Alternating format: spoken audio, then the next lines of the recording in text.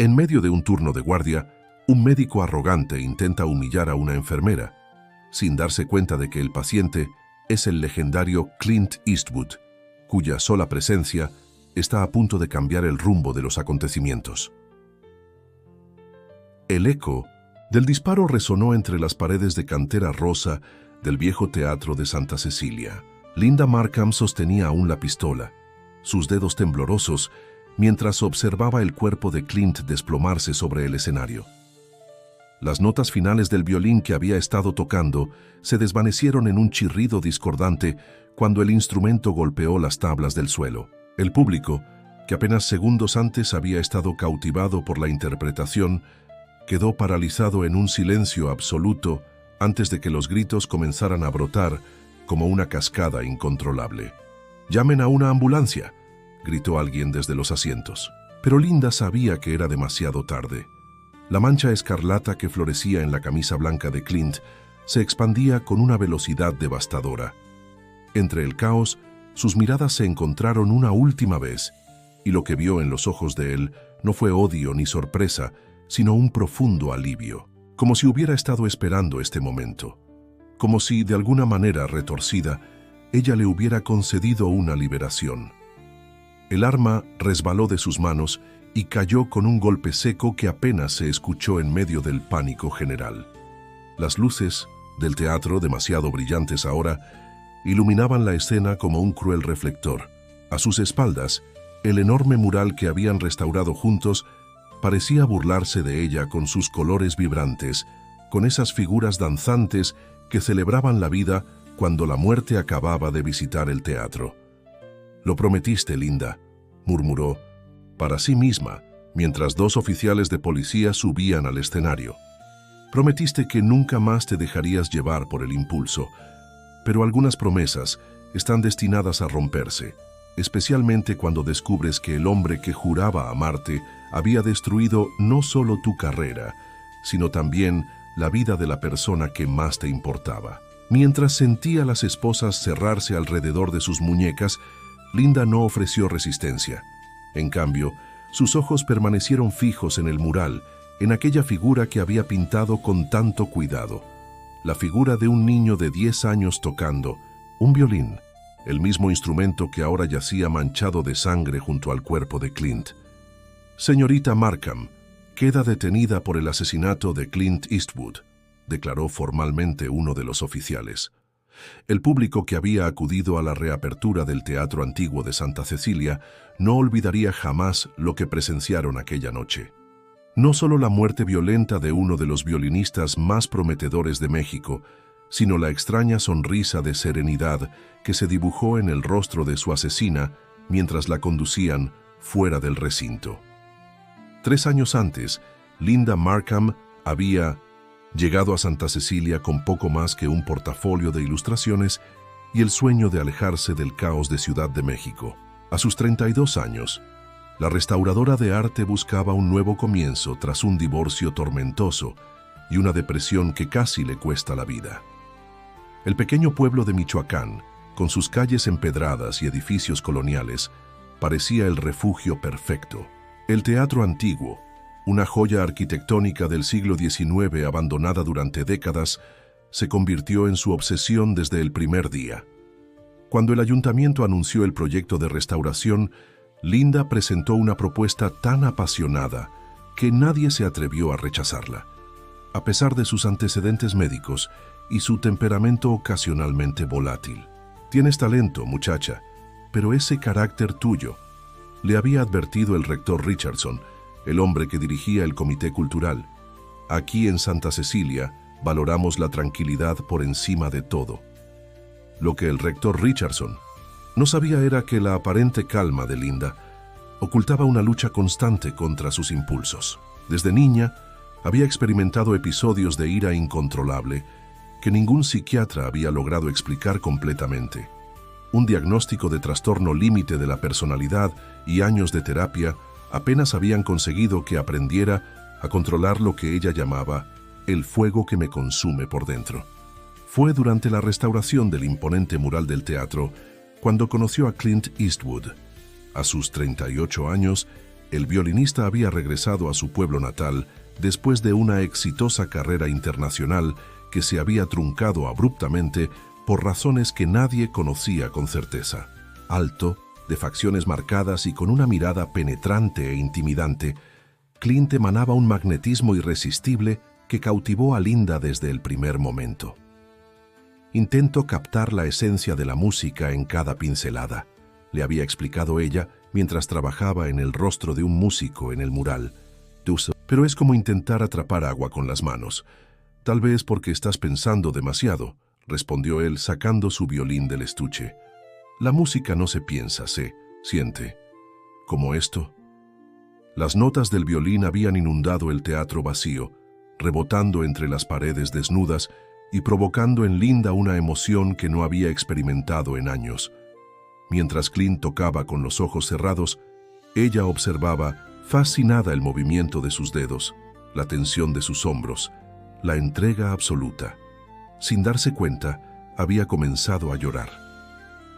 Su relación creció como un incendio en temporada seca, intenso, voraz, consumiéndolo todo a su paso.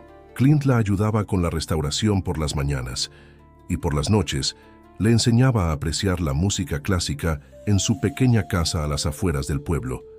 Pronto, Linda trasladó sus pertenencias allí, perdiendo la noción de dónde terminaba su identidad y comenzaba la de él. «Nunca había conocido a nadie como tú», le confesó una noche mientras compartían una botella de mezcal bajo las estrellas. «Eres como un lienzo en blanco esperando a ser completado». En ese momento, la frase le pareció romántica. Solo meses después comprendería el verdadero significado. Clint no la veía como un igual, sino como un proyecto inacabado que podía moldear a su antojo. La llegada de Richardson, el sobrino huérfano de Clint, alteró la dinámica de su relación. El niño de 10 años, silencioso y con ojos que reflejaban un dolor impropio de su edad, se instaló con ellos tras la muerte de sus padres en un accidente de tráfico. Clint, que nunca había mencionado tener familia cercana, asumió su custodia, con una mezcla de resignación y determinación. «Tiene talento», explicó secamente, mientras observaba al niño practicar con un violín demasiado grande para él. Sería un crimen no desarrollarlo. Lo que al principio pareció un noble compromiso con la educación musical de Richardson, pronto reveló su lado oscuro.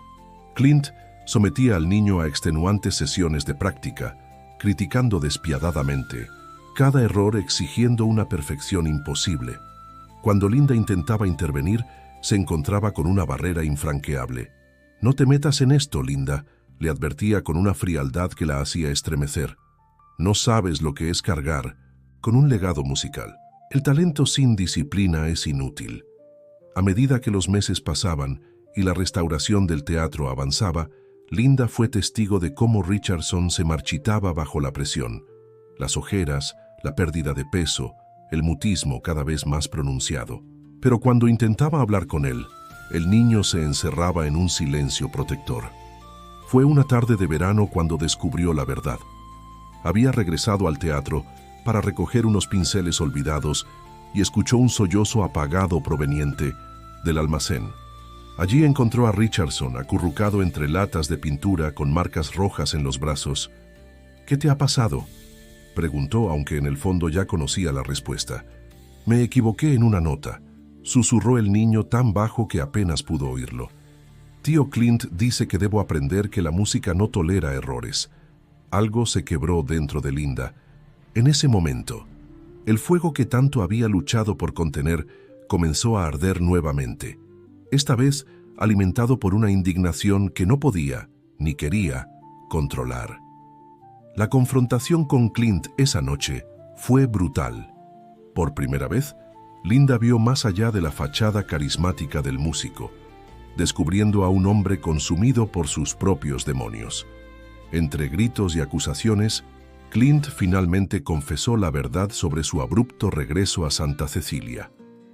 «Me expulsaron de la Filarmónica de Berlín», admitió con una mezcla de rabia y vergüenza. «Dijeron que mis métodos con los estudiantes eran excesivamente severos, como si la excelencia pudiera lograrse sin sacrificio. ¿Y por eso torturas a Richardson? ¿Para demostrar que tenías razón? Linda sentía cómo la ira crecía dentro de ella, amenazando con desbordarse. Clint la miró con desprecio, como si de repente estuviera viendo a una extraña. No espero que entiendas. Tú, con tu arte mediocre y tu incapacidad para controlar tus emociones, ¿crees que no? ¿Sé sobre tu historial psiquiátrico? ¿Sobre los episodios que te llevaron a perder tu matrimonio? La revelación la golpeó como una bofetada. Sus archivos médicos eran confidenciales y solo había compartido fragmentos de su pasado con Clint. La única explicación era que él había investigado su vida a fondo, probablemente desde antes de conocerla. «¿Me investigaste?» No era una pregunta, sino una constatación dolorosa. Todo este tiempo, ¿qué he sido para ti? ¿Un experimento? ¿Una distracción mientras atormentabas a Richardson? Ha sido exactamente lo que necesitaba, respondió con una calma perturbadora. Alguien lo suficientemente dañada para no cuestionar, lo suficientemente talentosa para ser útil. La restauración del teatro es mi camino de regreso, Linda. Cuando se inaugure con mi concierto, los críticos que me destruyeron verán que estaban equivocados. Esa noche, Linda recogió algunas pertenencias y se llevó a Richardson a una pequeña pensión en el centro del pueblo. El niño, aunque aterrorizado por la reacción de su tío, pareció respirar por primera vez en meses. Durante los días siguientes, intentó denunciar los abusos a las autoridades locales, solo para descubrir la influencia que Clint ejercía en Santa Cecilia. «Son acusaciones muy graves, señorita», le advirtió el comisario López, evitando su mirada. «El señor Eastwood es un hijo ilustre de este pueblo y usted es una forastera con un historial complicado». Abandonada por el sistema y con recursos limitados, Linda tomó una decisión desesperada. Continuaría la restauración del teatro para mantener cerca a Richardson, mientras buscaba pruebas concretas del abuso. Cada día era una batalla contra sus propios impulsos y contra la creciente hostilidad de Clint, quien había iniciado una campaña de descrédito contra ella. «Está mentalmente inestable», susurraba a los miembros del comité. «Tiene episodios de paranoia. Me preocupa que pueda dañar la obra o a sí misma». A pesar de todo, Linda encontró aliados inesperados. Carmela, la dueña de la pensión y viuda de un músico que había conocido la crueldad de Clint años atrás. Y Miguel, un joven técnico de sonido contratado para la inauguración que había presenciado uno de los arranques de ira del violinista. Con su ayuda, comenzó a documentar sistemáticamente el comportamiento abusivo, grabaciones de audio, testimonios de antiguos estudiantes, incluso reportes médicos de lesiones que Richardson había sufrido durante su estancia con Clint. Lentamente, construyó un caso que nadie podría ignorar. Mientras tanto, el trabajo en el teatro continuaba. El gran mural que dominaba el escenario estaba casi terminado, una vibrante celebración de la tradición musical mexicana que culminaba en la figura central. Un niño tocando el violín con expresión de pura alegría, un retrato apenas disimulado de cómo Linda veía el potencial de Richardson. «Es hermoso», susurró el niño una tarde, observando su propio rostro idealizado en la pintura. «¿De verdad crees que algún día podré tocar así, sin miedo?» «Estoy segura», respondió ella abrazándolo protectoramente. «La música debería traer felicidad, no terror. Te prometo que pronto todo será diferente». Era una promesa peligrosa, pero Linda estaba determinada a cumplirla. Con cada día que pasaba, su expediente contra Clint crecía y su plan para presentarlo a las autoridades estatales, evitando las influencias locales, tomaba forma. Lo que no anticipó fue la reacción de Clint al descubrir su investigación. Una noche, mientras trabajaba sola en los últimos detalles del mural, lo encontró revisando sus pertenencias en el pequeño despacho habilitado junto al escenario. «Así que esto es lo que has estado haciendo», dijo él, sosteniendo una carpeta llena de testimonios. «Construyendo un caso en mi contra mientras fingías trabajar en mi proyecto». «Es tu sobrino, Clint», respondió ella manteniendo la calma a duras penas. «Un niño que confía en ti, ¿Cómo puedes hacerle esto? La sonrisa que se dibujó en el rostro de Clint le provocó un escalofrío. «Mi sobrino», soltó una carcajada seca. «Richardson no es mi sobrino, Linda, es mi hijo. El hijo que abandoné cuando su madre se negó a seguirme a Europa. El hijo que ahora tiene la oportunidad de no cometer mis errores, de llegar donde yo no pude». La revelación la dejó sin aliento. De repente, todo cobraba un nuevo y perturbador sentido. La obsesión de Clint, la presión desmedida, el parecido físico que había atribuido al parentesco.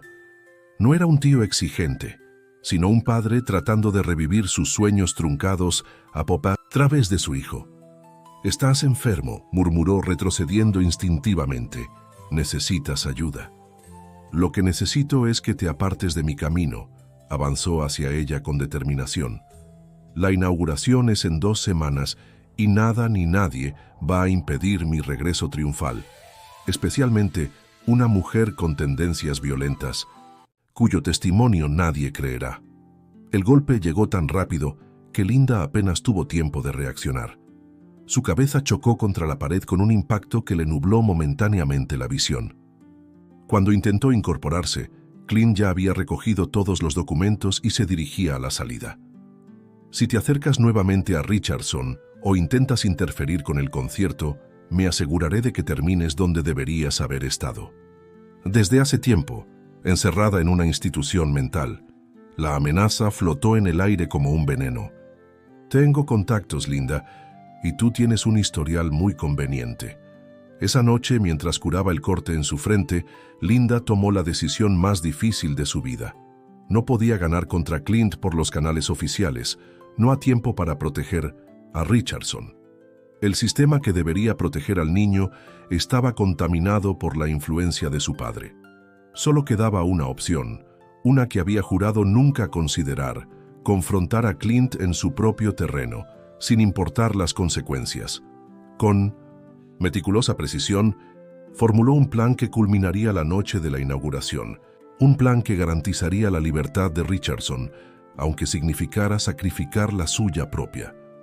El Teatro Antiguo de Santa Cecilia resplandecía bajo las luces recién instaladas. Los asientos de terciopelo rojo, las molduras doradas restauradas y, sobre todo, el imponente mural que dominaba el escenario. Todo proclamaba un renacimiento cultural que el pequeño pueblo celebraba con orgullo. Los asientos estaban ocupados en su totalidad: autoridades locales, críticos musicales venidos expresamente de la capital y ciudadanos comunes que habían pagado un precio considerable por presenciar el evento del año. Tras bastidores, Linda daba los últimos toques al maquillaje de Richardson. El niño, vestido con un traje formal que lo hacía parecer aún más pequeño y vulnerable, temblaba ligeramente. «No puedo hacerlo, Linda», susurró, sus ojos delatando un terror profundo. «Si me equivoco». «No te equivocarás», lo tranquilizó ella, ajustando su corbata. «Y aunque lo hicieras, sería solo una nota entre miles. La música es mucho más que perfección técnica». Él no lo ve así. «Después de esta noche, lo que él piense ya no importará», prometió Linda con una convicción que sorprendió al niño. «Confía en mí, Richardson. Es la última vez que tendrás que soportar esto». A pocos metros, Clint se preparaba para su gran momento.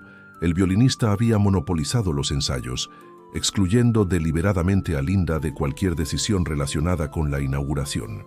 Lo que no sabía era que ella había utilizado ese tiempo para implementar cada detalle de su plan. El concierto comenzó con una ovación cuando Clint apareció en el escenario. Su presencia comandaba respeto, y la energía con la que atacó la primera pieza, una compleja sonata de Paganini, dejó claro por qué, a pesar de su caída en desgracia, seguía siendo considerado un intérprete excepcional. Entre bastidores, Linda observaba con atención cada movimiento, esperando el momento preciso. Su mano palpaba constantemente el bolsillo de su vestido, donde la pistola que había conseguido a través de contactos de Carmela pesaba como una condena anticipada. La segunda parte del programa incluía un dueto entre Clint y Richardson. Cuando el niño salió al escenario, un murmullo de admiración recorrió el teatro. Su fragilidad contrastaba con la imponencia de su padre, creando una imagen que captó inmediatamente la simpatía del público. La pieza comenzó con Richardson visiblemente nervioso, pero encontrando gradualmente su ritmo. Por primera vez, Clint parecía contener su habitual severidad, consciente de las miradas atentas de críticos y autoridades. Todo transcurría según lo planeado, hasta que Richardson falló una entrada crucial. La nota discordante resonó en el teatro como una herida abierta. El público, en su mayoría no experto, apenas lo notó, pero la expresión de Clint cambió instantáneamente. Sus ojos, fijos en el niño, transmitían una promesa de castigo que heló la sangre de Linda. Lo que sucedió a continuación no estaba en el programa. Richardson, en lugar de continuar con la pieza, bajó su violín y dio un paso al frente del escenario. «Quiero hablar de música», dijo con una voz sorprendentemente firme para alguien de su edad. «La música que mi padre me ha enseñado viene con un precio». Un silencio absoluto cayó sobre el teatro. Clint, momentáneamente paralizado por la sorpresa, recuperó rápidamente la compostura e intentó intervenir, pero Richardson continuó, levantando las mangas de su camisa para revelar marcas que eran visibles, incluso desde las primeras filas. «Cada error tiene su castigo», continuó el niño. «Cada nota imperfecta tiene su consecuencia. Eso no es música, es tortura». Clint se movió entonces, agarrando brutalmente el brazo de Richardson con una furia apenas contenida. «Suficiente», siseó, sonriendo tensamente al público. «Mi hijo tiene una imaginación desbordante.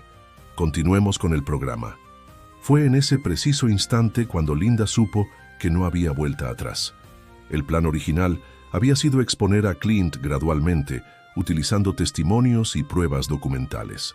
Pero viendo la mano de él apretando con saña el brazo de Richardson, comprendió que ya no había tiempo para sutilezas. Salió al escenario con pasos decididos. El público, confundido por esta desviación del programa, comenzó a murmurar. Linda se dirigió directamente hacia Clint, que la observaba con una mezcla de sorpresa y furia contenida. «Suéltalo», ordenó con una voz que no admitía réplica. «Esto no te concierne», respondió él, apretando aún más el brazo de Richardson. «Sal del escenario ahora mismo». En ese momento, todo el teatro parecía contener la respiración. Linda sacó lentamente la pistola de su bolsillo y la apuntó directamente al pecho de Clint. «Te he dicho que lo sueltes». La risa incrédula de Clint resonó en el silencio sepulcral. «¿De verdad crees que vas a disparar? ¿Aquí, delante de todos?», sonrió con desprecio. «Solo estás confirmando lo que he dicho sobre ti. Inestable. Peligrosa». «Tienes razón», respondió ella con una calma que sorprendió incluso a sí misma. «Soy peligrosa, pero solo para aquellos que dañan a quienes no pueden defenderse». Lo que Clint no entendió, lo que nunca podría haber anticipado, fue la determinación absoluta que ardía en los ojos de Linda. No era la mirada descontrolada de alguien en medio de un episodio. Era la mirada lúcida de quien ha tomado una decisión irreversible tras calcular cada posible consecuencia. Cuando Clint finalmente soltó a Richardson y avanzó hacia ella con intención de desarmarla, Linda apretó el gatillo. El juicio de 1906, Linda Markham, se convirtió en un caso mediático que dividió a la opinión pública mexicana. Lo que comenzó como un simple caso de homicidio se transformó en un debate nacional sobre abuso infantil, salud mental y los límites del sistema judicial para proteger a los más vulnerables.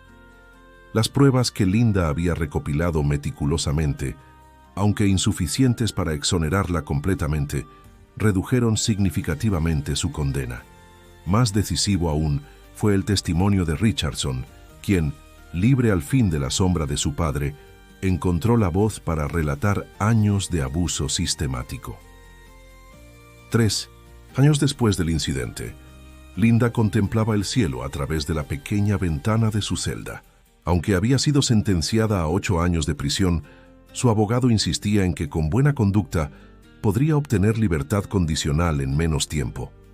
«Valió la pena», murmuró para sí misma, sosteniendo una fotografía que le habían enviado recientemente. En la imagen, Richardson sonreía junto a Carmela, quien había obtenido su custodia legal. El violín que sostenía era nuevo, un regalo de la fundación que se había creado tras el caso para ayudar a jóvenes músicos víctimas de abuso.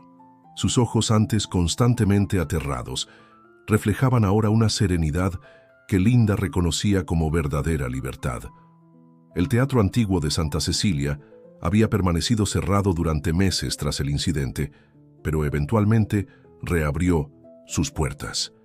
El gran mural que Linda había creado se conservó intacto, convertido en un silencioso testigo de la tragedia y, paradójicamente, en un símbolo de esperanza. La última carta de Richardson terminaba con una promesa que Linda releía cada noche antes de dormir. Algún día, cuando estés libre, tocaré para ti, no con miedo, sino con alegría, y será la música más hermosa que hayas escuchado jamás. Linda cerró los ojos, imaginando ese momento. A pesar de los muros que la rodeaban, se sentía extrañamente libre. El fuego que una vez amenazó con consumirla se había transformado en una llama constante que la mantenía viva, que le recordaba que incluso las decisiones más oscuras pueden provenir de la luz más pura. El deseo de proteger a quienes amamos, sin importar el costo.